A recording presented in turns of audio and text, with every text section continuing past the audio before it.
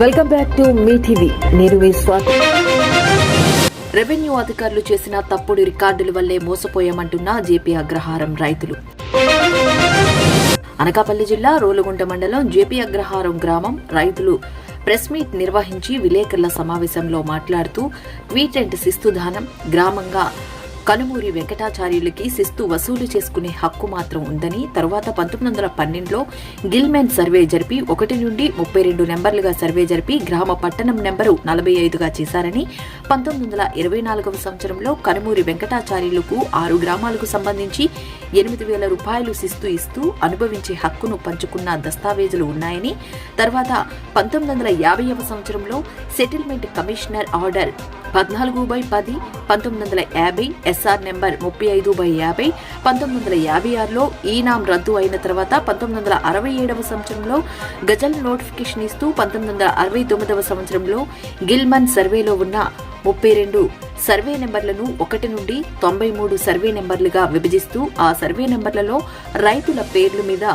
Sub divisional చేస్తూ FMB, FLR రికార్డులు రైతు పేర్ల మీద ఉన్నాయని, 1 నుండి 93 నెంబర్లుగా విభజించిన మెంబర్లలో 1975వ సంవత్సరంలో జిరాయితీ భూమిగా నర్సీపట్నం సబ్ రిజిస్టర్ ఆఫీసులో రిజిస్టర్ డాక్యుమెంట్ ఉందని, జిరాయితీ భూమిగా నమోదైన రికార్డులను 1976వ సంవత్సరంలో ఈనాం భూమిగా మార్చి కొనుగోలుదారులను ఈనాందారులుగా చెప్పి అప్పుడు ఆర్డర్లు ఇచ్చారని, 1977వ సంవత్సరంలో గజెట్ నోటిఫికేషన్ తెచ్చి 1 నుండి 93 నెంబర్లుగా ఉన్న 32 నెంబర్లుగా సృష్టించారని, ఆ తర్వాత వారికి నచ్చినట్లుగా రైతులను మోసం చేసి తప్పుడు ఆర్డర్లు ఇచ్చారని, వారికి 2014వ సంవత్సరంలో సాగులో లేని కొనుగోలుదారులకు పాసు పుస్తకాలు ఇచ్చారని, ఆ పాసు పుస్తకములు రద్దుపరచమని జాయింట్ కలెక్టర్ వారి కోర్టులో రిజిస్టర్ పిటిషన్ నెంబర్ 40/2015వ సంవత్సరంలో వేసినప్పటికీ ఆ కేసు నేటికి పెండింగ్లోనే ఉందని, కేసు పెండింగ్లో ఉన్నప్పటికీ 2018వ సంవత్సరంలో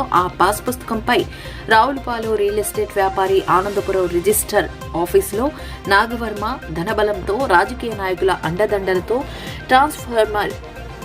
ట్రాన్స్ఫర్ రిలీవింగ్ ఆర్డర్ తీసుకున్న ఎంఆర్ఓ పి కృష్ణమూర్తితో ఆగస్టు 14వ, 15వ తేదీల్లో సెలవు దినములు అయినప్పటికీ 128 ఎకరాలకు గాను ఎటువంటి సర్వే జరపకుండా, ఎటువంటి గ్రామసభ పెట్టకుండా, సాగులో ఉన్న రైతులకు ఎటువంటి నోటీసులు జారీ చేయకుండా వారికి ఆన్లైన్లో ముటీషన్స్ చేసి పాస్ పుస్తకాలు మంజూరు చేశారని సాగు రైతులు ఆవేదన వ్యక్తం చేశారు.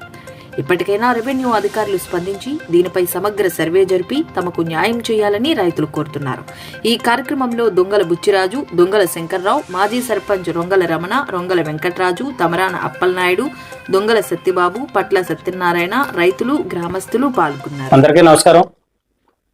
ముందుగా జేపీ అగ్రహారం గ్రామ సమస్యల గురించి, గ్రామ రైతుల ఆవేదన గురించి, మా సమస్యలు తెలుసుకోవడానికి వచ్చిన పత్రికా మిత్రులకు, మా గ్రామ రైతు జేపీ అగ్రహారం గ్రామ రైతుల తరఫున మీకు అందరికీ నమస్కారాలు.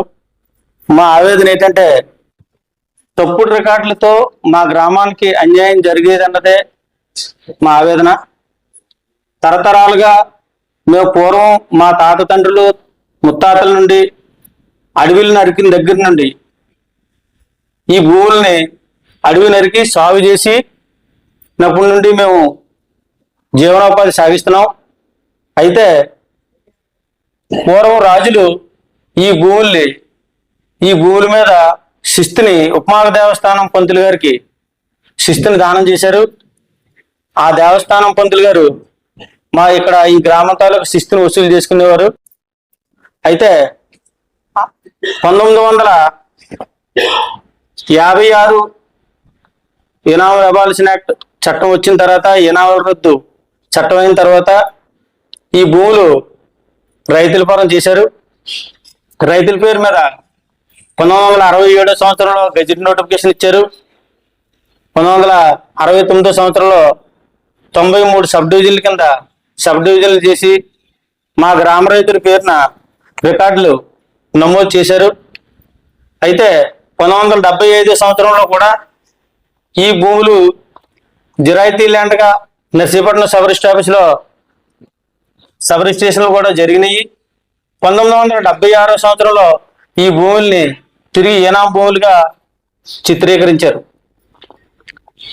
1977 సంవత్సరంలో కొత్తగా మళ్ళీ ఒక గెజిట్ నోటిఫికేషన్ తీసుకొచ్చి 1912 సంవత్సరంలో గిల్మన్ సర్వే జరిగింది. ఆ సర్వే జరిగిన నెంబర్లే 69లో 93 నెంబర్లుగా మారిన తర్వాతకి కూడా 1977 సంవత్సరంలో మళ్ళీ ఆ 32 నెంబర్లే 1977 సంవత్సరంలో తీసుకొచ్చి ఇది ఏనాం గ్రామం అని, ఈ ఏనాం గ్రామం నక్కపల్లి నున్నా ఫ్యామిలీ వాళ్ళు ఏనాందారులని తప్పుడు రికార్డులు సృష్టించి మా గ్రామ రైతుల్ని మోసం చేశారు రెవెన్యూ డిపార్ట్మెంట్ వారు.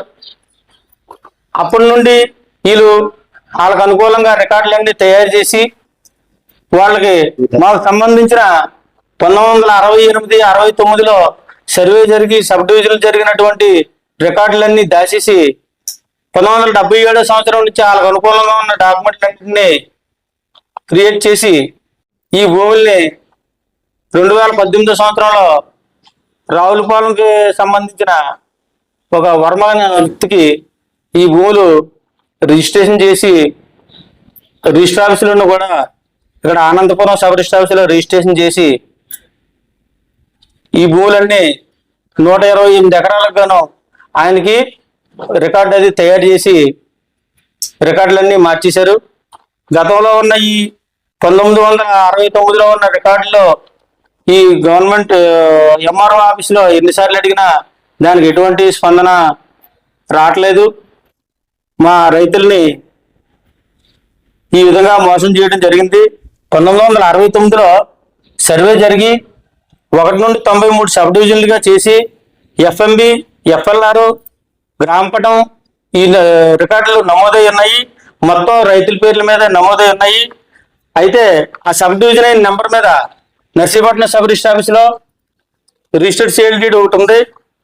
ఆల్రెడీ జిరాయితీ ల్యాండ్ కింద నర్సీపట్నం సబ్ రిజిస్టర్ ఆఫీసులో మేము రిజిస్ట్రేషన్లో కూడా చేసి ఉన్నాం.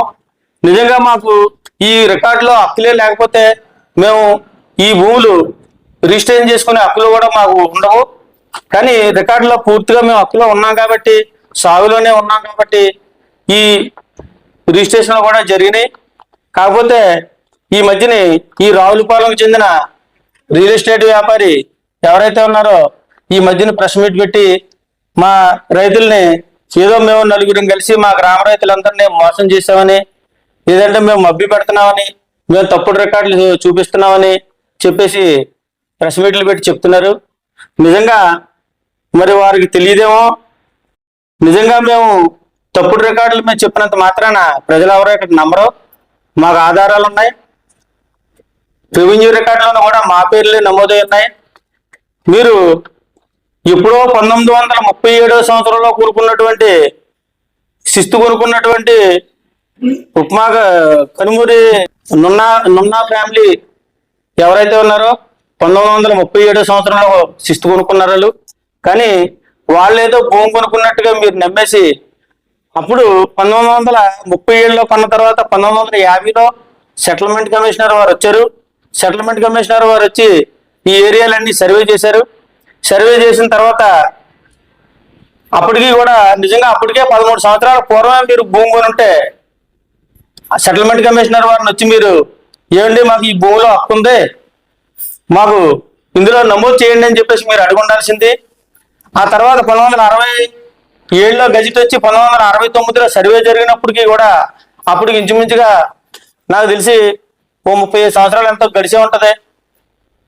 అప్పటికి కూడా మీరు మా దగ్గర ఉన్న ఏ రికార్డులు అయితే ఉన్నాయో ఇది 69లో జరిగినటువంటి ఎఫ్ఎల్ఆర్ రికార్డు ఇది. ఈ రికార్డులో రైతుల పేరు తప్ప ఈ నున్నా ఫ్యామిలీకి సంబంధించిన వాళ్ళు కానీ ఈ కొనుగోలు ఫ్యామిలీకి సంబంధించిన వాళ్ళు కానీ ఎవరో లేరు. ఎందుకంటే 1955లోనే ఏనాం చట్టాలన్నీ రద్దయిపోయి ఆ భూములన్నీ రైతుల పరం చేశారు. దానికి ఉదాహరణగా ఇక్కడ కైలాసపట్నం దగ్గర రాజగోపాలపురం అనే రాజగోపాల స్వామి దేవస్థానం ఉంది. అక్కడ ఆ దేవస్థానంలోని కూడా క్లియర్ గా రాశారు 1947 నుంచి 1957 మధ్య ప్రభుత్వం ఈనాం భూములు రద్దు చేసి దేవస్థానం గల సుమారు 500 ఎకరాల భూమిని రైతుల పరం చేశారు. ఇది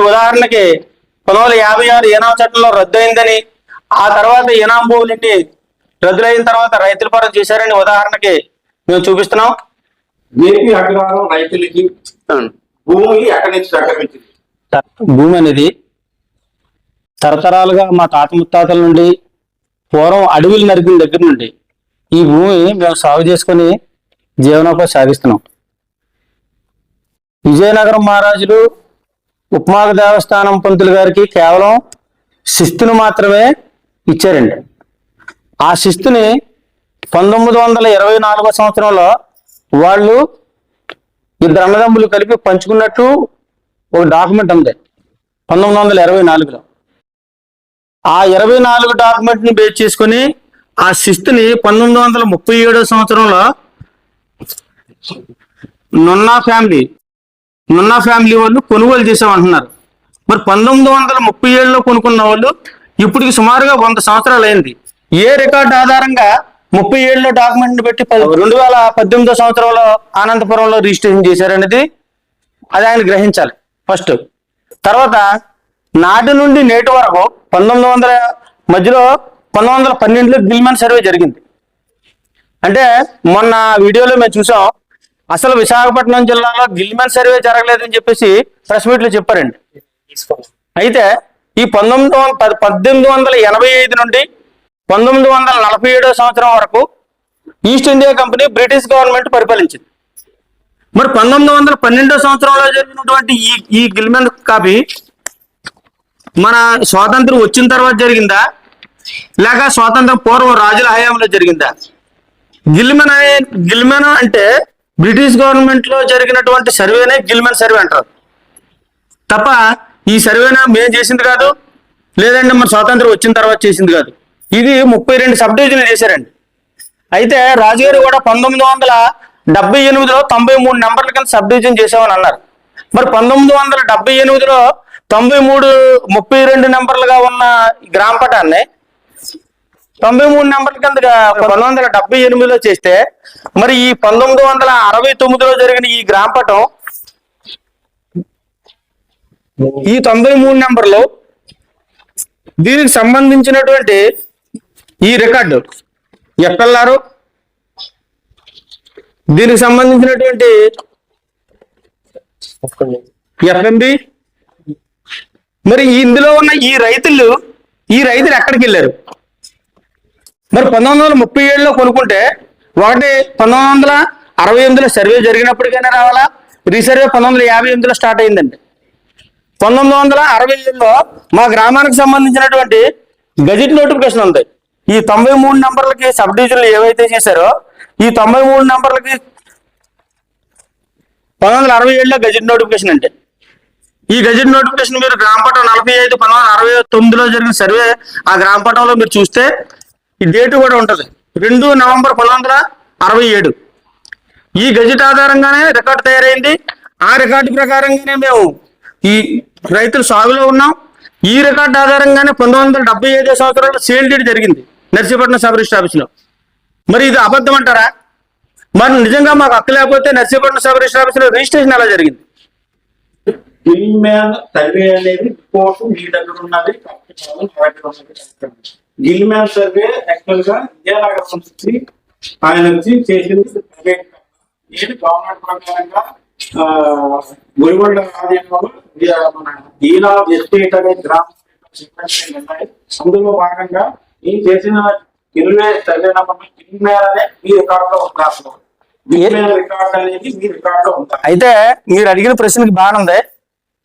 విజయనగరం నుండి వచ్చారంటే 1885 నుండి 1947 మధ్యకాలంలో రాజుల పరిపాలన లేదండి, బ్రిటిష్ పరిపాలన ఉందండి. 1885 పూర్వం ఏదైనా రికార్డు ఉందంటే అది రాజుల పాలన అండి. మనకి రిపోర్ట్ ఇచ్చినప్పుడు గిల్మ్యాన్ అనేది రిపోర్ట్ లో లేదు, మన గుడిగొండ దాంట్లో ఉంది అనేది ఆయన మెన్షన్ చేస్తున్నాడు. మన రిపోర్ట్ గిల్మ్యాన్ అని మెన్షన్ చేస్తుంటారు. సరే, మీరు అన్నది ఒప్పుకుందాం. ఈ గ్రామపటం 1912లో జరిగింది, ఏ సంవత్సరంలో జరిగిందో మీరు చూడండి.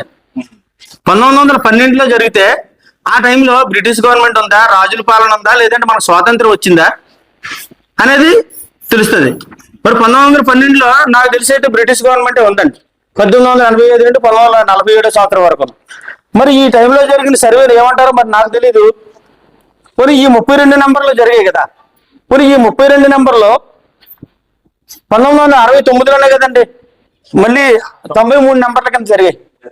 మరి జరిగినప్పుడు అంటే దానికి ఒక గ్రామ పటం ఉంది, ఒక ఎఫ్ఎంబి ఉంది, ఒక ఎఫ్ఎల్ఆర్ ఉంది, అందులో రైతుల పేర్లు రికార్డులు ఉన్నాయి, అన్నీ ఉన్నప్పుడు మరి 1978లో 93 నెంబర్లు చేసామా మళ్ళీ సర్వే చేశారన్నారు. మరి దానికి సంబంధించిన గ్రామ పటం కానీ ఈ 93 నెంబర్లు కలిపి 150, 200, 250 నెంబర్ల కింద సబ్ డివిజన్ చేసిన రికార్డులు కానీ ఏమైనా ఉన్నాయా? మరి అది మీకు రాజుగారు ఏమైనా చూపించారా ఆయన? తర్వాత అండి ఇంకో విషయం, మళ్ళీ 1977లో గెజెట్ నోటిఫికేషన్ తీసుకొచ్చారండి. ఆ గెజెట్ నోటిఫికేషన్ తీసుకొచ్చి 1912లో జరిగినటువంటి 32 నెంబర్లే 1969లో ఆ 32 నెంబర్లు 93 నెంబర్లుగా మారిన తర్వాత తిరిగి మళ్ళీ 77లో దాన్ని తీసుకొచ్చి 32 నెంబర్లు కింద మార్చేశారు.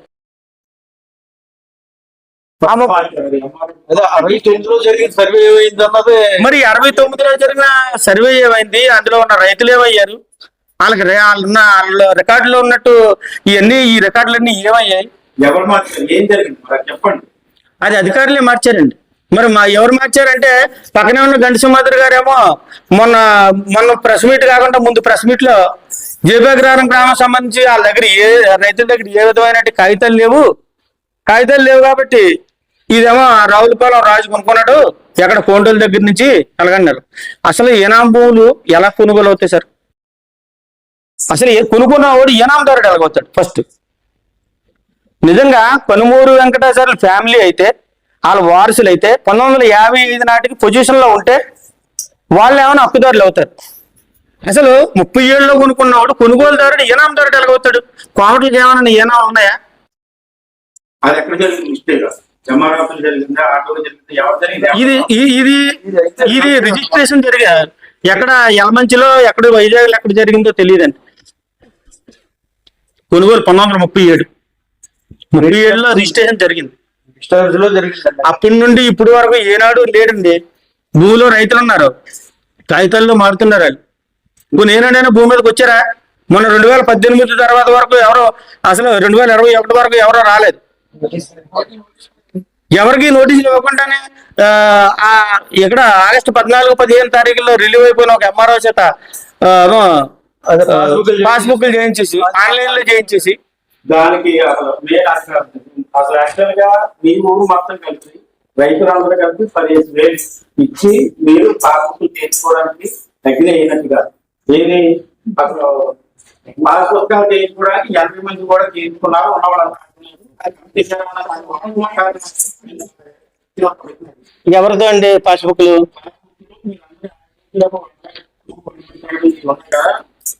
హైకోర్టు బెంచ్కి వెళ్ళిన తర్వాత మీరందరూ కలిపి ఇప్పుడే వెళ్ళి హైకోర్టుని ఆశ్రయించాలని, హైకోర్టు ఏమో 1/3, 1/2గా డివైడ్ చేసి 270 ఎకరాలు మీకు, 130 ఎకరాలు ఇచ్చినట్టుగా రికార్డు చూపెడుతుంది. అంటే ఏంటి అలా కాదు సార్, బాగస్ అండి. అదంతా హైకోర్టులో ఉన్నది. హైకోర్టు ఏమి విభజించలేదు. అది ఇక్కడ నర్సీపట్నం రెవెన్యూ కోర్టులో విభజించారు. ఇక్కడ ఆర్టీఓ కోర్టులో అది కూడా ఆ రోజు కూడా 76లో మా రైతులు ఏముందంటే ఇది మేము ఎప్పటి నుంచో జీవనం సాగిస్తున్నాం. మాకు 1912లో గిల్మా సర్వే అయింది. గిల్మా సర్వే అయిన తర్వాత 1950లో ఒక సెటిల్మెంట్ ఆఫ్ సర్వే చేశాడు. సర్వే చేసిన తర్వాత తనకి ఏనామో కాకుండా తేల్చకుండా 1956లో ఇది ఏనా చట్టమే తీసుకొచ్చేది. రైతు ఉన్న ప్రెసిడెంట్ భూమిలో ఏ రైతు ఉన్నాడో ఆ రైతుకి మామూలుగా హక్కు కల్పించేలాగా ఒక చట్టం 56లో తీసుకొచ్చారు. 56 చట్టం తీసుకొచ్చిన తర్వాత 67లో గంటకు నోటిఫికేషన్ వచ్చిందో ఆ నోటిఫికేషన్ ద్వారా భూమిలో ఏ రైతు ఉన్నాడో ఆ రైతు చేత 69 వరకు సర్వే చేసి ప్రతి ఒక్కరిది ఈ రికార్డులన్నీ ఎఫ్ఎల్ఆర్ మామూలు గ్రామ పటం ఇవన్నీ ఒక సర్వే రిపోర్ట్ లో రైతుల పేరులో పొందుపరిచారు. ఈ 69 సర్వే జరిగిపోయిన తర్వాత ఏం చేశారు, 76లో ఈ కోమట్లో వీళ్ళంతా ఏం చేశారు, కొమ్మక్కయ్యి మా ఊరు రైతుల్ని మామూలు అన్నముకులు వీళ్ళకి చదువు లేదు, వీళ్ళని మోసం చేసి 76లో ఏనా ఉన్నారు. 76లో ఏనా అనేసి 77 ఏముందంటే 32 సబ్ డివిజన్లని మళ్ళా ప్రకటించారు. 1912లోనూ 32, 1969లో 93 సబ్ డివిజన్లు వచ్చాయి. 70 ఏళ్ళు 32 ఎలా వస్తుందండి? అది ఎక్కడ ఏ రెవెన్యూ వ్యవస్థ సృష్టించింది? ఏ కౌంటర్ సృష్టించాడు? ఏ రైతు ఈ వరంగల్ సృష్టించాడా? ఎక్కడ జరిగింది అన్యాయం మీరు గ్రహించి ఆ అన్యాయాన్ని ఎక్కడన్నది మీరు లేవనెత్తి ఈ యోగంధ్రమాల గ్రామ ప్రజలందరికీ న్యాయం జరిగేటట్టు చేయాలి. ఇదేమో 69లో రైతులు అయిపోయిన తర్వాత 76 అయినా ప్రతి ఒక్కరూ ఇక రైతు మీకు చూపించాం. ఇదే రైట్ ఇన్ఫర్మేషన్ యాక్ట్ ప్రకారంగా తీసుకున్న రికార్డ్. అది మేమేముంది మా ఊర్లో ఒక 5 రాసినారు ఏమో తమకాయిదాలు పట్టుకొని తింటున్నారు. రైట్ ఇన్ఫర్మేషన్ యాక్ట్ ప్రకారం తీసుకున్నా మీకు చూపించాం. అది ఎంఆర్ఓ గారు సంతకం పెట్టి ఇచ్చిన రికార్డ్. మేము సొంతంగా సృష్టించలేదు. అని చేత మీరు గ్రహించి 69లో ఉన్న రైతులు 76 ఎలా వస్తుందండి? ఎనవలో ప్రతి రైతులందరికీ 93 సబ్ డివిజన్ లో మొత్తం 460 ఎకరా పంచింది. 76లో ఏనో చేసి రైతులు నోటీస్ ఇవ్వకుండా ఏనో అని ఎలాగ రెవెన్యూ వ్యవస్థ తీసుకొస్తుందండి? ఒక డిప్యూటీ ఏనో తహసీల్దార్ తయారు చేస్తాడట. మాకు తెలియదు, 76లో మాకు తెలియదు.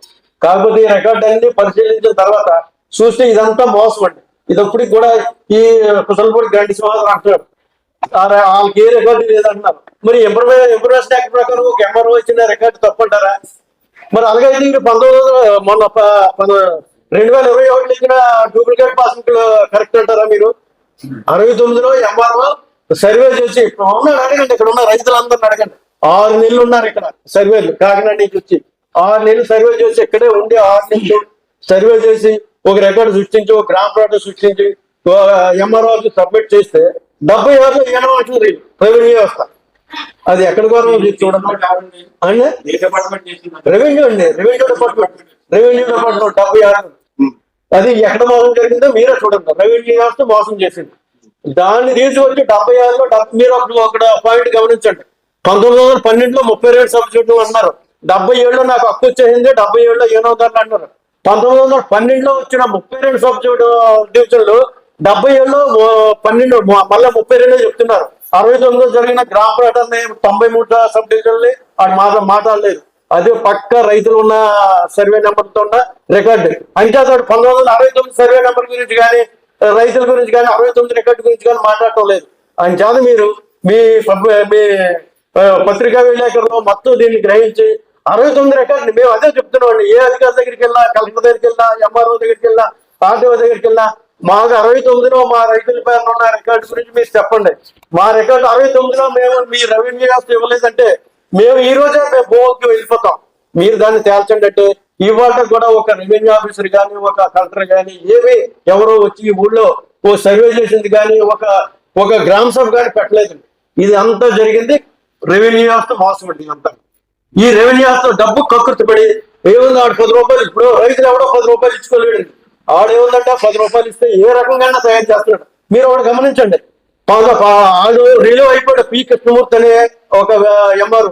ఆగస్టు 14 1 గంట రిలీవ్ అయిపోతే ఆగస్టు 14 2 గంటలకి ఆడు మోటివేషన్ మొదలెట్టి పాస్బుక్ ఆగస్టు 14 ఆగస్టు 15 పాస్బుక్లు ఇచ్చి ఆడికి హక్కు చూపిస్తున్నాడండి. అది ఎంతవరకు మీరు సంబంధించిన ఆలోచించండి. ఇప్పుడు ఒక పాస్బుక్ ఇవ్వడానికి మీకు ప్రాసెస్ మీకు తెలిసి ఉండాలి. భూమిలోకి రావాలి, సర్వే చేయాలి, ఆడు భూ ఎంత ఉందో చూడాలి. చూసిన తర్వాత గ్రామ సభ పెట్టాలి. అందులో రైతులు ఉన్నారా లేకపోతే ఆడున్నాడా ఎవడున్నాడు చూసి వాళ్ళ పాస్బుక్ లో ఒక పద్ధతి ప్రకారంగా పాస్బుక్లు ఇవ్వాలండి. అది ఏమీ జరగకుండా పాస్బుక్లు ఇచ్చాడంటే మీరు గమనించండి. రెవెన్యూ వ్యవస్థ ఎన్ని కాసులు కక్కుర్తిపడి ఎంత మోసం జరుగుతుందో చూడండి. మేము మొన్న ఒక 1 వీక్ కూడా జాయింట్ కలెక్టర్ గారికి ఇదే మొదలుపెట్టుకున్నామండి. మొత్తం 300 మంది జనాలు వెళ్ళి ఇదే విషయం చెప్పాం. ఇదే విషయం చెప్తే పరిశీలిస్తాను, నేను ఏమైనా రిపోర్ట్ నేను ఎంక్వైరీ చేస్తానని సమాధానం చెప్పారు. అందువల్ల మేము మా రైతులు అప్పుడు రైతులే ఉన్నారు, ఈ రోజు రైతులే ఉన్నారు. భూమి మాత్రం రైతులదేనండి. వాడేముంది ఎన్ని రికార్డులు ఎన్ని మోసం చేసినా నేను కొనుక్కున్నాను అది చేసిన ఇవన్నీ మోసం ఉంటాయి. రెవెన్యూ వ్యవస్థ మోసం చేసింది మా జయపగ్రహం రైతులు. అని చేత ఈ మోసాన్ని మీరు గ్రహించి దీన్ని ఒక రాష్ట్ర లెవెల్కి కేంద్ర లెవెల్కి తీసుకెళ్లి ఈ జయపగ్రహం సమస్యని ఉన్న అధికారులకు తెలియజేసి ఈ రైతులకు న్యాయం చేస్తారని మేము మనం చేసుకుంటున్నాం. సరే, ఇప్పుడు ఒక విషయం సాగులో లేకుండా ఈయన భూమి కొన్నటికి సాగులో లేకుండా సాగులో మేముంటే ఈయనకి పాస్బుక్లు ఎలా చేశారు? అసలు సాగులో లేకుండా పాస్బుక్లు ఇచ్చే చట్టాలు ఏమైనా కొత్త చట్టాలు ఏమైనా వచ్చాయా? లేకపోతే ఈ రాజుగారు ఏమైనా కొత్త చట్టాలు ఏమైనా సృష్టించి ఎంఆర్ ఆఫీస్కి కానీ ఏమైనా ఇచ్చారా? మొన్న ప్రెస్ మీట్ లో ఏం చెప్తున్నాడు, ఇక్కడ తంగేడు రాజులు ఇచ్చారంటున్నాడు. రేపు ఆయన రాజే కదా, రేపు పొద్దున మా తాత మా ముత్తాత ఇచ్చాడంటాడు ఇక్కడ. ఏంటండి వాళ్ళ తాత ముత్తాత ఇచ్చానంటాడు ఇక్కడ. రాజు అనుకున్నవాడు అలా భూములు ఇచ్చుకుంటా పోతున్నాడా? అసలు సాగులు లేకుండా భూమి ఎలా కొంటారు? మరి ఈ రెవెన్యూ వ్యవస్థ ఏం చేస్తుంది? సాగులో రైతులుంటే రాత్రి ఎంఆర్ ఆఫీస్ లో కూర్చొని పాస్బుక్ ఎలాగ ఇచ్చారు? ఆయన మాట కూర్చొని మాట్లాడటం ఏంటి? ఆయన కూర్చోవాలంటే మేము ఎప్పుడైనా చెప్తున్నాం, కలెక్టర్ గారి దగ్గర కూర్చుంటున్నాం, లేదంటే ఆర్డీఓ గారి దగ్గర కూర్చున్నాం, రండి మారకట్టే నిజమో మీరు కట్ట నిజమో అబద్ధమో నిజాలు తెలుసుకున్నాం అంతే తప్ప ఎక్కడో నువ్వు పార్కులంటే కూర్చొని లేదంటే రాజకీయ రూముల్లో కూర్చొని ఇలాంటి సీక్రెట్ మీటింగ్లు పెట్టడం కాదు. ఈ పక్కన ఉన్న సింహాద్రి గారు ఏమంటారు? ఏంటి మమ్మల్ని రైతులు బెదిరిస్తారా? వాళ్ళు ఆలోచిస్తారు, వీళ్ళు వచ్చేస్తారు. ఏంటి 200 మందిని జనాలు తీసుకుంటాడానికి అవసరం ఏంటి? ఏంటి భూమి సాగులో మేమన్నా సంగతే మీకు తెలియదా? అంటే సాగులో మీరు చంపేసి వీళ్ళు సాగులోకి వెళ్ళిపోతారా? సింహాద్రి గారు ఇప్పుడు ఆయన చేసిన దాన్ని సమర్థిస్తున్నారంటే ఇప్పుడు సింహాద్రి గారు ఈ రికార్డులన్నీ ఆయన మండల ప్రెసిడెంట్ కింద ఉన్నప్పుడు ఆయన తారుమారు చేసి ఉండొచ్చేమో, ఆయన సహకరించి ఉండొచ్చేమో. ఆయన ఎందుకు అలా మాట్లాడతాడు? మా ఊరు మీద పాపం పోయిందంటే ఆయనకి ఈయన ఒత్తేసుకెళ్ళి కదా సాగులో ఉన్నట్టు మేము ఉన్నట్టు ఆయనే చెప్తున్నాడు కదా. అంటే మమ్మల్ని ఎక్కడేసి ఆయన ఇక్కడ దించేస్తాడు ఈయన. సాగులో లేని భూములు ఇచ్చి చట్టాలు ఎక్కడి నుంచి వచ్చాయండి? కొత్తగా ఏమైనా వచ్చాయా? 20 రూపాయల నుంచి తయారు చేసుకొచ్చాడు చట్టాలన్నీ. ఆయన మాతో కూర్చోడు ఏంటండి? అసలు ఆయనకి మాకు సంబంధం ఏంటి? ఆయన ఏమైనా ఏనందారట ఏంటి? ఎన్ఓసీలు ఇచ్చాడంట. ఎవరికి ఎన్ఓసీ ఇస్తాడండి? ఎన్ఓసీ ఇచ్చే రైట్ ఏమైనా ఉంది ఆయనకి? కనుమూరుడికి వారసుడా లేకపోతే అక్కడ కోంటోడికి వారసుడా? ఆయన అనగానే పిలకబంతులు ఉంటాడు, ఆయన తీసారమ్మానంటే నిజాలన్నీ చెప్తాడు. భూమి అన్నాడు లేకపోతే సిస్టమ్ మీద. అసలు భూమి కొనేటప్పుడు ఎవరైనా సరే మనం ఏం చేస్తాం? ఆ భూమిలో ఎవడున్నాడో ఏంటి, దాని భూమి స్వరూపం ఏంటి, అందులో పంట ఏంటి, ఆ పక్కన ఉన్న రైతు ఎవడో ఇవన్నీ తెలుసుకొని భూమి కొంటాం. ఏమీ లేకుండా ఏంటి రావులపాలెం ఎక్కడ ఆనందపురం సబ్ రిజిస్టర్ రిజిస్టర్ చేయడం ఏంటండి? ఆ కోంటోలు తీసారమ్మానండి. ఆ భూమి ఏ భూమి అప్పు చెప్పారో వాళ్ళకి చూపెడతాం మేము. ఏ భూమి అమ్మారా లేకపోతే సిస్టమ్ అమ్మారా, భూమి అమ్మారా, లేకపోతే అప్పుడు మా పూర్వీకులు కూడా మోసం చేసి 1 లక్ష రూపాయలు పట్టుకుపోయారు. ఆ 1 లక్ష రూపాయలు పట్టుకుపోయి బాగుపడ ఎలా మళ్ళీ తిరిగేసామో ఈ రావులపాలెం భూమి అమ్మేసి ఈడేమో మాతోటి ఎక్కడెక్కడో బయట తిరగడం బయట భూములు సాగులో ఉన్న రైతులు ఎక్కడండి బెదిరిస్తారా? ఆ పోలీసు డబ్బు ఉంటే ఎక్కడన్నా కొనుక్కో, అంతేగాని పేదవాడి మీద రైతుల మీద ఏంటంటే. మా ఊరి పేరు అంటే విషయం మీకు క్షుణ్ణంగా అర్థమయ్యేలా చెప్తాను నేను, నాకు తెలిసిన సబ్జెక్ట్. మా ఊరి పేరు నోకంద్రపాలెం. నోకంద్రపాలెం అనే పేరు ఎలా వచ్చిందంటే మా ముత్తాత నోకన్న అనేవాడు వచ్చి ఈ గ్రామాన్ని అడవిగా ఉన్న గ్రామాన్ని కొట్టి సాగు చేసి మొత్తం ఈ గ్రామాన్ని అంతా సాగులో పెట్టారు. సాగులో పెట్టిన తర్వాత ఎవరో ఒక రాజు వైష్ణవుడికి ఈ భూ అంతా ఏదో దానం ఇచ్చారట. ఎందుకు? ఉపమాస అక్కడ ఆలయానికి దీప నైవేద్యాలకి గుడిని పనిచేసి వాళ్ళు బ్రతకమని ఈ గ్రామం తాలూకు భూమి మీద ఉన్న శిస్తులు పట్టుకెళ్ళి బ్రతకమని ఇచ్చారట. ఇచ్చిన తర్వాత అది కొంతకాలం ఈ గ్రామంలోకి వచ్చి శిస్తు పట్టుకెళ్ళేవారట. శిస్తు పట్టుకెళ్ళి ఆ గుడిని అక్కడ నడిపేవారట, వాళ్ళతో బ్రతికేవారట. కొంతకాలం అయిన తర్వాత ఇప్పుడు ఏ నామ చట్టాలు అన్ని సరే రద్దు అయిపోయినాయి అనేసి ఆ తర్వాత గుడి తాలూకా దీపదూప నైవేద్యాలు వాళ్ళ నుంచి తప్పించేసి వేరే వాళ్ళకి ఎవరికో ఒక ప్రభుత్వం దాన్ని చేసుకుందనేసి అప్పటి నుంచి కూడా రైతులు సాగులో ఉండి శిస్తులు కట్టడం మానేశారు. శిస్తులు కట్టడం మానేస్తే వారు ఏం చేశారంటే ఆ పట్లో ఇప్పుడు నక్కపల్లి వైశాస్కి ఏదో భాగ్యం ఉందనేసి ఆ భాగ్య నిమిత్తం ఇక్కడ ఇలా మాకు అక్కడ నూకనరపాలెం గ్రామం ఉంది, ఆ శిస్తు మీరు వసూలు చేసుకోండి, మేము మీ బాకీ కింద అనేసి వాళ్ళకి అప్పచెప్పారట. అప్పచెప్పిన తర్వాత అప్పుడు వైష్ణవులు ఇందో సాగులో లేరు, తర్వాత నున్న ఫ్యామిలీ సాగులో లేరు, ఇప్పుడు రైతు అన్నాడు. ఈ తర్వాత ఆ నున్న ఫ్యామిలీ నుంచి ఆ తర్వాత వైష్ణవుల నుంచి నేను భూమి కొనుగోలు చేశాననేసి ఇప్పుడు ఈ రావులపాలెం రాజు అనే వ్యక్తి వచ్చే వరకు కూడా ఈ భూమి మీద ఏ రకమైన గొడవలు కానీ అలసలు కానీ ఏమీ లేవు. ఆయన ఏంటంటే రెవెన్యూ డిపార్ట్మెంట్ మేనేజ్ చేసుకున్నాడు. మేనేజ్ చేసుకొని అప్పటి వరకు సాగులో ఉన్న రైతుకి ఏ రకమైన పట్ట ఇవ్వకట్ట ఏ రకమైన పాస్బుక్ ఇవ్వకట సాగులో లేని అసామీనికి ఓ పక్కనేమో ఒక 100 ఎకరాలు సుమారు వాళ్ళకి పాస్బుక్లు ఆయనే తయారు చేయించేసి లాడ్జీలు కూర్చోబెట్టి తయారు చేయించేసి ఆయన ఏమో తీసుకెళ్లి వేరే జిల్లాలోకి వెళ్ళి రిజిస్ట్రేషన్ చేయించేసుకున్నారు. అయితే మరి ఇన్ని హక్కులు వాళ్ళకుంటే వాళ్ళే ఇక్కడికి వచ్చి భూ అప్పచెప్పాలి ఒకటి. లేకపోతే ఇంకోటి ఏంటి, వైష్ణవులు సాగులో లేరు, ఉన్నవారు సాగులో లేరు. ఇప్పుడున్న వాళ్ళు ఎవరు కూడా ఈ భూమి మీదకి ఎవరు రాలేదు. ట్రూల్గా వాళ్ళకి ఏమైనా హక్కు ఉంటే 100 సంవత్సరాల నుంచి రైతు ఉన్నాడు కాబట్టి రైతు కొనుక్కోవాలి ఈ భూమి. ఎందుకంటే ఈ రైతు దీన్ని భూమి డెవలప్ చేసి మాలో మేము అవసరాలకి అమ్మకాలు కొనుగోలు చేసుకుంటున్నాం. మరి రైతు డెవలప్ చేసి రైతు మానేసి సాగులో లేని ఎవరో సాగులో లేని వ్యక్తులు రికార్డు సృష్టించేసి అమ్మేస్తే ఇక్కడ రైతు ఎక్కడ పోతాడు? రైతు పోవడానికి ఏమైనా రూల్ ఉందా? వాళ్ళ ఆస్తులు పెంచుకోవడం కోసం ఈ భూమి మీదకి వస్తూ ఉంటుంది. రైతు ఏం చేస్తుండో ఇక్కడ బ్రతకడం కోసం భూమిని నమ్ముకొని బ్రతకడం కోసం ఇక్కడ గ్రామం కట్టుకొని ఇక్కడ గొర్రెలు మేక పశువులు లేకపోతే రకరకాల పంటలు వేసుకొని ఇంట్లో జీవనం సాగిస్తున్నాం.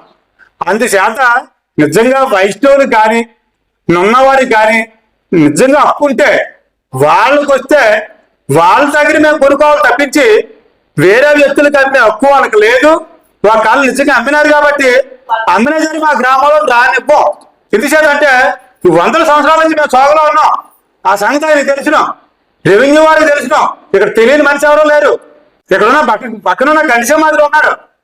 ఆయన కూడా ఆయన వెనకాల నేను 3 పర్యాలు ఇక్కడ గ్రామ సర్పంచ్ చేశాను. ఆయన చెప్పినట్టు విన్నాను. నేను చెప్పినట్టు విని మా గ్రామ సమస్యలు నువ్వు పొర పెట్టవద్దు అందా కాదంటే నన్ను గసిరి నన్ను ముందుకు నడిపిస్తే గ్రామంలో ప్రతి ఒక్కరు కూడా మా గ్రామ సంగతి నాకు తెలిసినాం.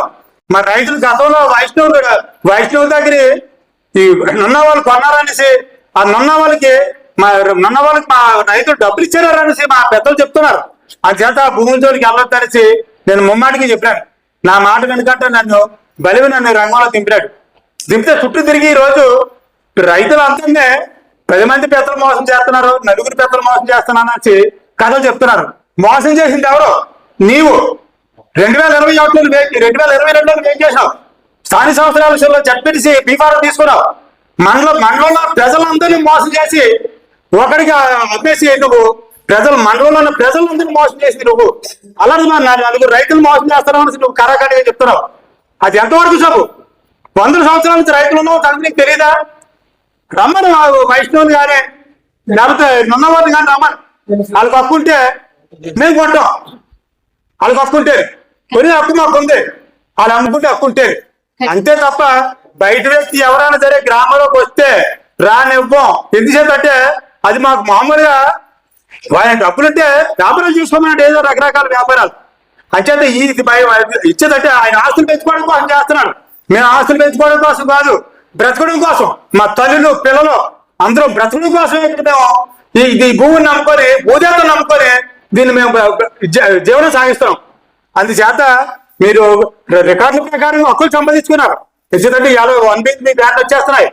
ఎందుకంటే ఈవేళ రకరకాల మనుషులు ఉన్నారు. రెవెన్యూ వారు అందరూ చెడ్డోళ్ళు కాదు, అందరూ మంచోళ్ళు కాదు. అంతో మంచోళ్ళు ఉన్నారు, చెడ్డవారు ఉన్నారు. అది ఏం చేస్తారు? రైతుకి మోసం చేస్తే పుట్టగంతు లేకుండా పోతామని సంగతి తెలుసుకోకుండా వాళ్ళ లక్షలుగా ఆశపడేసి వాళ్ళ ప్యాంట్ పాస్బుక్లు ఇచ్చేసి రైతులు ఎక్కడికో తగిలేద్దామని చూస్తారు. మా రైతులు కంటంలో ఊపిరినంతగాలో ఎక్కడే పుట్టాం, ఎక్కడే పెరిగినాం, ఇందోనే పెరుగుతాం, అవసరం ఇందో చచ్చిపోతాం తప్పించి భూమి వదిలిపోవడానికి వేరే మార్గం లేదు. నీకు 3 మార్గాలు ఉన్నాయి. డబ్బులుంటే నీకు 3 వ్యాపారాలు చేసుకో, తప్పలేదు. అంతే తప్ప మమ్మల్ని ఏదో ఇందో తగిలేద్దాం పూర్తిగా ఏదో మనుషులు తీసుకొచ్చేసి మమ్మల్ని సమాధంగా చేసి నువ్వు వ్యవసాయం చేస్తావు. ఇక్కడ ఇదేమన్నా పట్టుకోవడానికి ఏమైనా ట్రైన్ కానీ విమానం కానీ తీసుకొచ్చా పట్టుకుపోయి ఆ స్థాయికి భూమి మేము ఊరోజు పోవడానికి మా మార్గం లేదు. మాకు 2 జీవనాధారం లేదు. మాకు ఇదే ఆస్తి. ఇక చేత మాకు వేరే మార్గం లేదు. అందుచేత వైష్ణవులు ఉన్నవారు హక్కు ఉంటే వాళ్ళ దగ్గర మేము కొనుక్కోవడానికి మేము రైతు కానీ బయట వ్యక్తులు కొనడానికి వీలు లేదు. అని చేత ఈ విషయాలన్నీ గమనించి మాకు రెవెన్యూ వారు కానీ ఆ తర్వాత ఇంకో విషయం ఇక్కడ ఎమ్మెల్యే గారిని కూడా మేము పూర్తిగా నమ్మున్నాం. ఎందుకంటే ఎమ్మెల్యే గారు ఈ ఆయన 2009లో పోటీ చేసినప్పటి నుంచి కూడా మా గ్రామ తాలూకా విషయం అంతా ఆయన మేము చెప్పడం జరిగింది. ఆయన కూడా చాలా సార్లు ఆర్టీఓ ఆఫీస్ కి, జిల్లా కలెక్టర్ గారికి, ఈ ఎంఆర్ఓ ఆఫీస్ కి తిప్పడం జరిగింది. 2012-13లో ఆయనే శాస్త్రి కలెక్టర్ గారి చేత ఇక్కడ ఒక సర్వే టీం వేయించి సర్వే చేయించి 1 నుంచి 93 నెంబర్లో ఎవరైతే రైతులు ఉన్నారో ఆ రైతుల పేర్లన్నీ కూడా సాగులో అడవులు తయారు చేయించింది. అప్పుడు ఎమ్మెల్యే గారు చెప్పిన దాని మీద జరిగింది. ఆ ప్రజ్ఞగానే ఈవేళ కూడా ఉన్నాం. పూర్వం నుంచి సాగులో ఉన్నాం, కానీ ఈ గ్రామానికి 93 నెంబర్లు ఉన్నాయనేసి అంతవరకు మేము గమనించలేదు.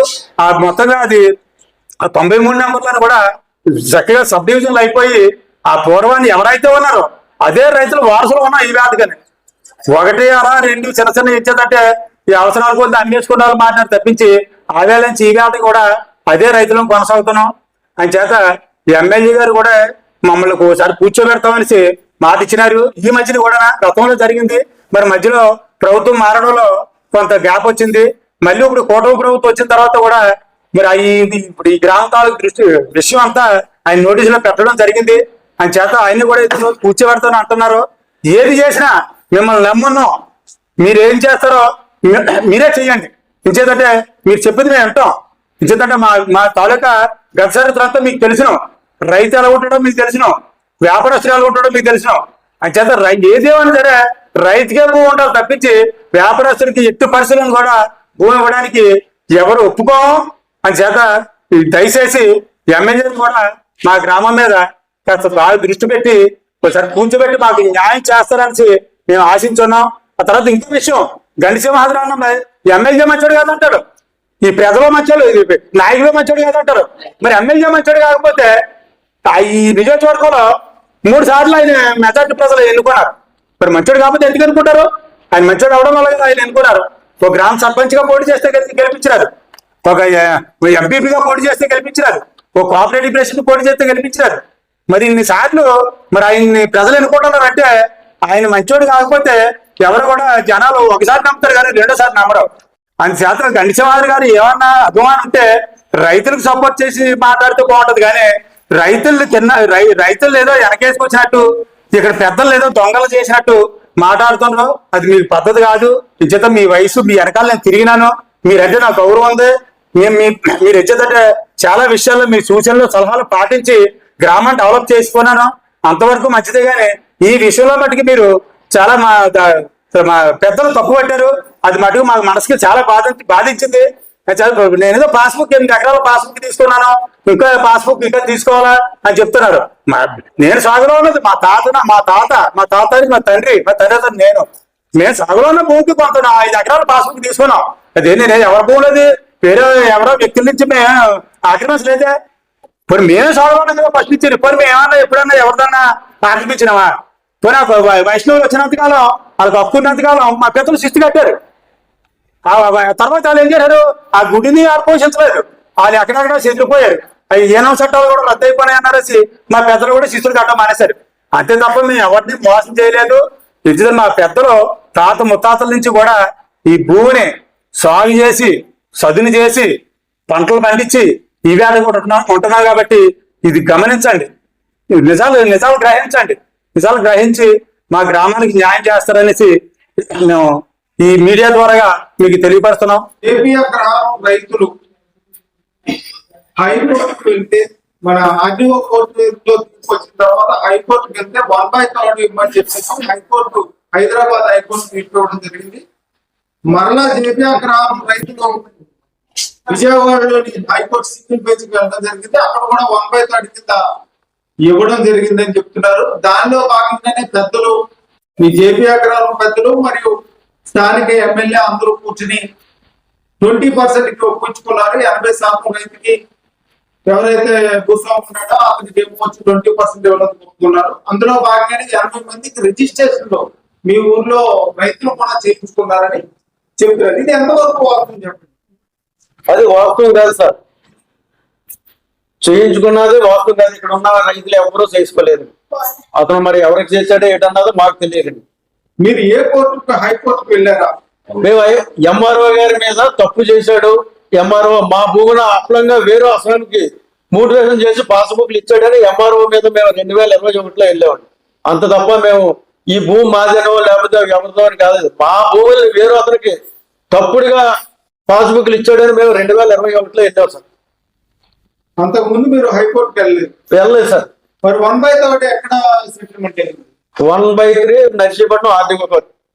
నర్సీపట్నం ఆర్డీఓ కోర్టులో అయిన తర్వాత ఏ కోర్టుకి మీరు వెళ్ళలేదు.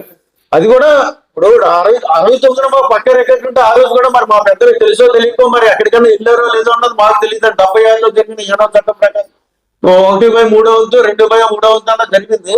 మరి మాకు తెలియదు. మాకు పక్కగా 69లో రికార్డు ఉండగా ఆ 76లో మా రైతులు ఎలాగైనా అని ఒప్పుకుంటారండి. వీళ్ళు ఏమన్నా ఆర్టీఓలో ఏంటంటే ఈ రెవెన్యూ వ్యవస్థ 69 గుర్తించుకుంటా 76లో ఈయనమని చెప్పి 1/3 2/3 ఎలాగొచ్చిస్తుందండి. ఆ రోజు కూడా మా పెద్దలు ఒప్పుకోలేదండి. ఇది మళ్ళా 1/3 2/3 ఒక పక్క ఇవ్వమని 79లో ఒక ఆర్టీఓ అది కూడా ఒక జీవో పట్టుకొచ్చారు. కానీ ఆ రోజు కూడా అవాస్తవమే. అది కూడా ఏ రోజు కూడా గ్రామ సభ పెట్టి రైతులకు నోటీసులు ఇవ్వడం కానీ ఆ భూమిలో ఉన్న రైతుల్ని మీకు ఈ భూమి మీది కాదని చెప్పడం కానీ ఏ రెవెన్యూ వ్యవస్థ కానీ ఏ రెవెన్యూ ఆఫీసర్ కానీ ఊర్లోకి వచ్చి చెప్పిన రోజులు లేవు. కాకపోతే ఏంటంటే మాకు 76 నుంచి 1912 నుంచి 1921 వరకు మాకు ఈ రికార్డు గురించి మాకు తెలుసు. మాకు ఏముందంటే రైతులు భూములు దున్నుకుంటున్నారు, పండించుకుంటున్నారు, తీసుకుంటున్నారు, ఇదంతా ఈ రొటీన్ గా జరిగిపోతుంది. కానీ ఎవరు మాకు పాస్బుక్ కావాలంటే రెవెన్యూ ఆఫీసర్ అడిగితే మీకు ఏనో అంటారు. మరి ఏనో అయితే 69లో రికార్డు రైతుల పైన సర్వే చేసిన ఈ రెవెన్యూ వ్యవస్థ మరి 76లో ఏనో అని ఎలా చెప్పి రైతులకు పాస్బుక్ ఇవ్వలేదో మీరు ఒకసారి గ్రహించి దీన్ని మీరు హైలైట్ చేసి రైతులకు కూడా మీరు జరిగిన నిజాలు పరిశీలించి మీరు రైతులకు జరిగిన అన్యాయాన్ని గుర్తిస్తారని మేము మరొకసారి మనం చేసుకుంటున్నాం. ఈయన 2014 నుంచి 2019 వరకు ఎంపీపీగా చేసి అంటే వాళ్ళ కోళ్ళ ఎంపీపీ చేసేదండి. ఇతను సూపర్ ఎంపీపీ. మండలంలో కూర్చోవడం, జేపీ భూమిని ఎలాగ తెంగానా అన్నదే ప్లాన్. మండలాన్ని పాలించలేదు. మండల ప్రెసిడెంట్ ఇచ్చామని చేయలేదండి. 2014 నుంచి 2019 వరకు రికార్డ్ అంతా క్లోజ్ చేశాడండి. చేసిన తర్వాత మా ఊరు రైతులను ముందు మోసం చేశాడండి. ముందు ఈయనే మోసం చేశాడు.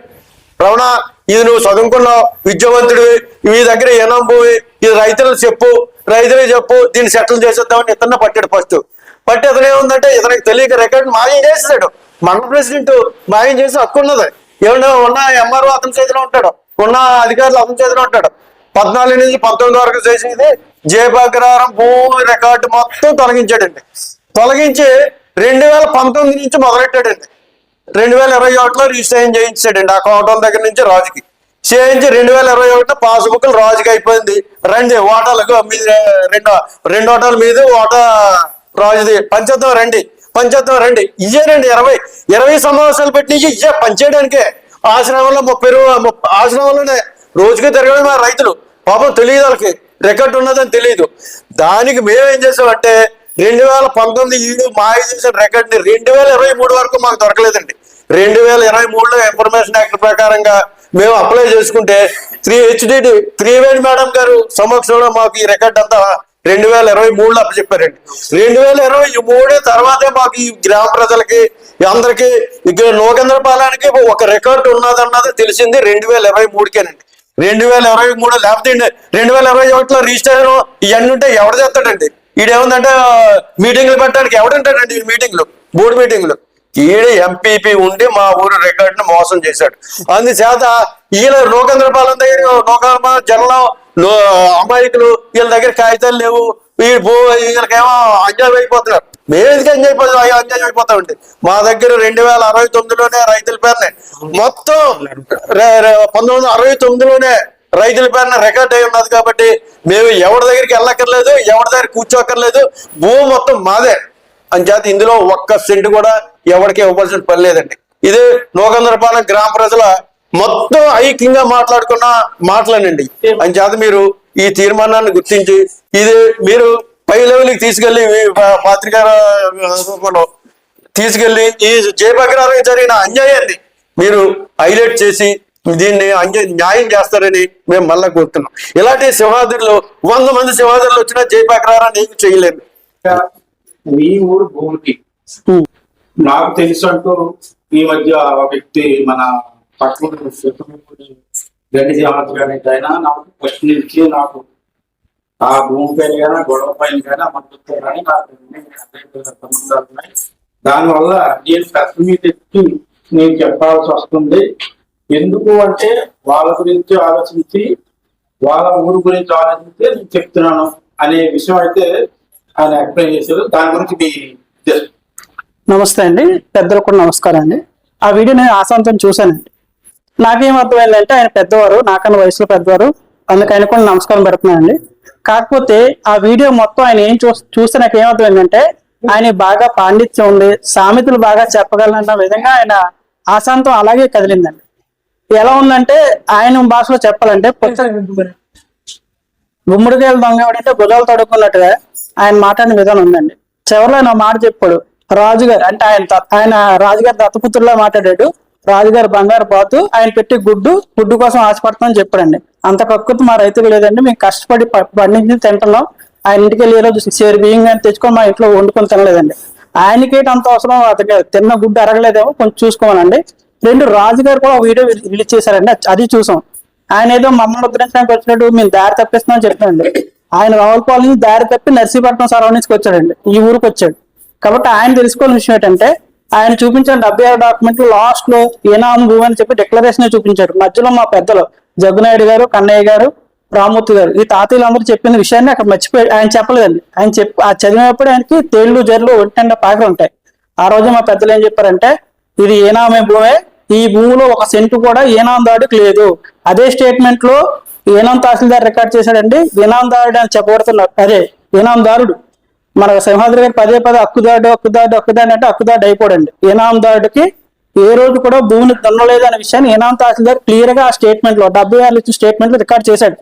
That means as for the 1976 లో వచ్చిన ఏనాం అబాలిషన్ యాక్ట్ అంటే ఏనాం రద్దు చట్టం ప్రకారంగా దున్నని ఏనాందారుడికి ఇంచు భూమి ఇవ్వడానికి అవకాశం లేదు. అలాంటప్పుడు ఆయనకి ఎలా భూమిని దఖలుపరిచారు ఈ రోజు రెవెన్యూ డిపార్ట్మెంట్ చెప్పాలి. జిరాయితీగా భూమి ఎంత లెవెల్లో ఇన్ఫ్లుయెన్స్ చేయకపోతే అది మళ్ళీ ఏనాంగా మారి ఏనాం నుంచి ఏలక 1/3 పంచుకోవడానికి ఇది మా ఊర్లో ఉన్న భూమి అండి, అది మా జీవనాధారం. ఎలా ఉందంటే ఆయన మాట్లాడి మమ్మల్ని ఉద్ధరించని చెప్తున్నాడు. మా రైతుల యొక్క జీవనాధారం లాగేసుకొని మా బతుకు మీద దెబ్బ కొట్టి మా కడుపు మంట ఆయన ఎంజాయ్ చేస్తున్నాడు అండి. అది ఎంత దారుణం చెప్పండి, అది ఎంత అన్యాయం. కాబట్టి పెద్దలందరూ దీన్ని మైండ్ లో పెట్టుకొని సో ఇక్కడ ఉన్నటువంటి ఎమ్మెల్యే గారు ఈ విషయాన్ని పట్టించుకోకపోవడం అంటే ఈ ఊరికి అన్యాయం చేస్తున్నారండి. సో ఆయన ఈ విషయాన్ని అర్జెంట్ గా పట్టించుకొని పెద్దల స్థాయికి తీసుకెళ్లి దీన్ని త్వరగా పరిష్కారం అయ్యే చూడండి. ఎందుకంటే గతంలో ఎలక్షన్ కూడా ఇక్కడికి వచ్చిన నాయకులు ఏం చెప్పారు, ఈ భూమి సమస్యను పరిష్కరిస్తానని చెప్పారు. పరిష్కరించుకుంటే ఎలక్షన్ అయిపోయింది, మా అవసరం తీరిపోయింది అనుకుంటే ఇది కరెక్ట్ కదండి. పెద్దల త్వరితగతిని దీని మీద మనసు పెట్టి చట్టంలో జరిగినటువంటి తప్పులు ఏదైతే రెవెన్యూ డిపార్ట్మెంట్ మొత్తం కదండి, ఎవరో కొంతమంది పందుకొక్కులు చేసిన తప్పు వల్ల మేము సమస్య ఈ రోజు మేము సఫికేట్ అవుతున్నాం అంటే బాధపడుతున్నాం. మా బాధను త్వరగా తీర్చి దీనికి సరైన పరిష్కార మార్గాన్ని ఇవ్వాల్సిందిగా కోరుకున్నామండి. కాబట్టి పెద్దలు దయచేసి ఈ విషయాల్లో అపోహలు క్రియేట్ చేసి మమ్మల్ని తప్పుదారి పట్టించి రైతులు భయభ్రాంతులు చేసే విధంగా మాట్లాడకుండా ఉంటే వాళ్ళకి ఇచ్చి గౌరవం మేము ఇస్తామండి, మా గౌరవం మేము నిలబెట్టుకుంటాం. నమస్కారం అండి, మాది జేపీ అగ్రహారం అండి. మేము 400 సంవత్సరాల నుంచి ఇందులోనే సాగు చేస్తున్నామండి. మా తాతలు ముత్తాతలు అందరూ కలిపి ఇందులోనే ఉన్నామండి. కానీ ఈ రోజు ఆ రాజు భూమి ఎక్కడుందో తెలియదు, అతను ఎక్కడ ఉన్నాడో, ఎక్కడ మీటింగ్ పెడుతున్నాడో, ఎక్కడ ఈ సమాచారం అంతా జరుగుతుంది. అతను ఓటాలు వేసేదేటి పక్కన ప్రెస్ వాళ్ళు చెప్పడము ఆయన చెయ్యడము జరుగుతుంది. సింహాద్రి గారు మా ఊరు పక్క ఆయన కూడా కౌంటర్లు ఎత్తున్నాడు. మా ఊరు గురించి ఆయన తెలుసు, అన్ని తెలుసున్న మనిషి ఇలా కౌంటర్లు రైతులకే సలహాలు ఇస్తాడా, అవతల ఆ రాజు ఎవరో ఆ రాజు సలహాలు ఇస్తాడా? డబ్బు తినవచ్చు ఉండవచ్చు కానీ అది సమస్య కాదు. ఒక ఊరికి న్యాయం జరగాలంటే పక్క ఊరు నుంచి రావాలి అది. కానీ ఇంకొక ఊరికి సమస్య గురించి ఆయన మనకు కౌంటర్లు ఇచ్చే పద్ధతి ఏంటి ఆయనది? అసలు ఆ మనస్తత్వం మంచిది కాదు. ఈ రాజుగారు 200 మందిని వాళ్ళకి ఒక సెంటు భూమి లేదు. మొన్న వచ్చిన 200 మంది రవిడీలు తీసుకొచ్చాడు ఆయన. 2 ట్రాక్టర్ల పోలు తీసుకొచ్చాడు.